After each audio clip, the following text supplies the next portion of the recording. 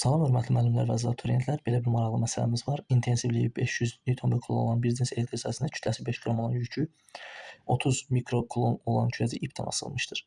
Tarazlıq vəziyyətində kürəcəyə təsir edən elektrik sahəsi tərəfindən təsir edən qüvvə ipin gəlmə qüvvəsi və ağırlıq qüvvəsini müəyyən edin deyir.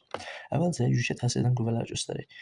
Yükə təsir edən qüvvələrdən birincisi deməli ipin gəlmə qüvvəsidir. İpin gəlmə qüvvəsi yuxarıya doğru yönəlmişdir. T gəlmə.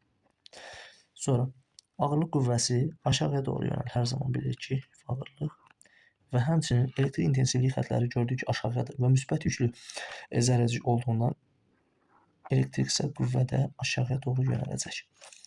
Onda biz bu qüvvələr üçün yaza bilərik.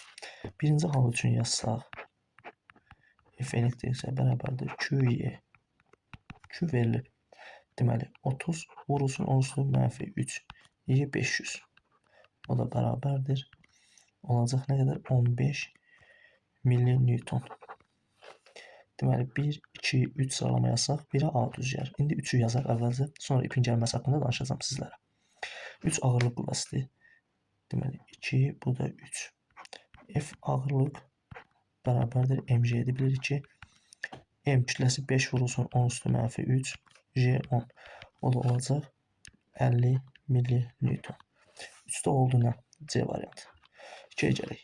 2-də bilirik ki, bu zərrəciyin tarazlıqda qalması üçün ip gərilməsi ağırlıq qüvvəsi ilə elektriksel qüvvətin cəminə bərabər olmalıdır. Yəni, T gərilmə bərabər olmalıdır. F ağırlıq üstə gəlinsin F elektriksel qüvvət. O da bərabərdir. Ağırlıq qüvvəsi nə qədər idi? 50. O birisi də 15. Olacaq nə qədər? 65 milli-newton. 2-yə də düz gəlir B variantı.